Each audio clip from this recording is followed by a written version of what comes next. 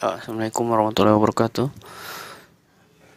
Di sini saya akan menjelaskan bagaimana ketika dua tegangan saling berhubungan antara tegangan adaptor dan tegangan baterai. Jadi ketika adaptor masuk, tegangan 19 volt masuk ini melewati PQ33 dan terhenti di PQ35 di kaki 123. Jadi tegangan 19 volt ini tidak boleh masuk ke area tegangan baterai.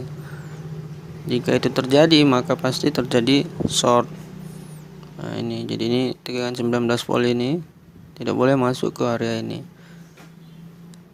Jadi di PQ35 ini akan ada dua tegangan yang dipisahkan oleh PQ35 ini. Di sini ada di kaki 123 ini memiliki tegangan 19 volt dari adaptor, dan di kaki 5 sampai 8 ini memiliki tegangan 12 volt yang berasal dari baterai.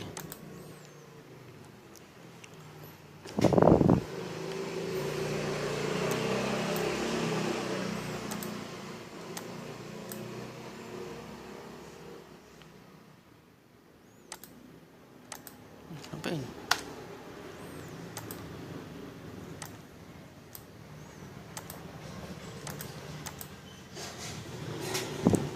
Oke.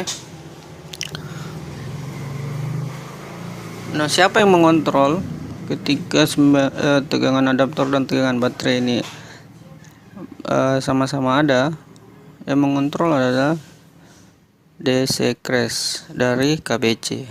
Nah, yang mengontrol itu adalah KBC-nya.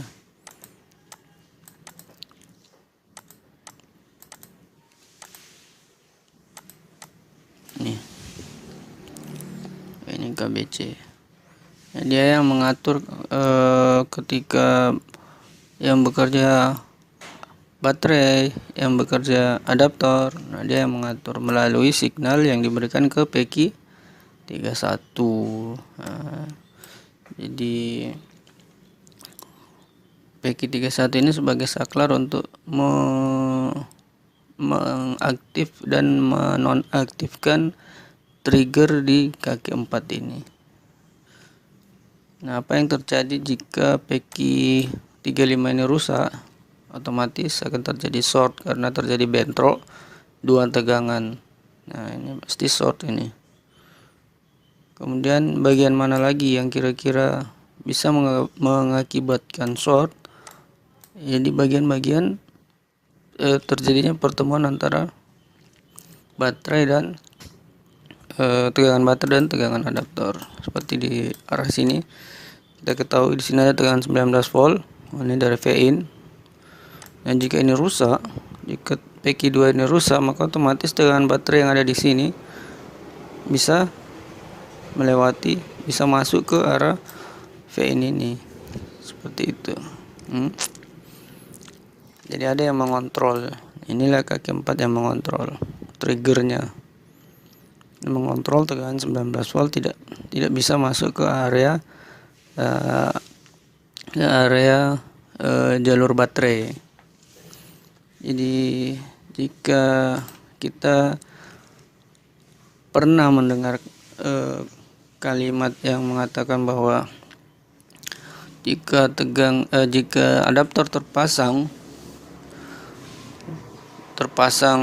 di laptop, apakah bisa menyebabkan baterai menjadi cepat rusak? Itu tidak benar. Kenapa? Karena baterai dan adaptor itu dikontrol oleh KBC. Jadi ketika kedua tegangan itu sama-sama berfungsi, maka otomatis yang bekerja adalah tegangan adaptor. Jadi baterai itu dalam kondisi idle atau pending. Jadi dia tidak bekerja ketika ada tegangan adaptor yang masuk.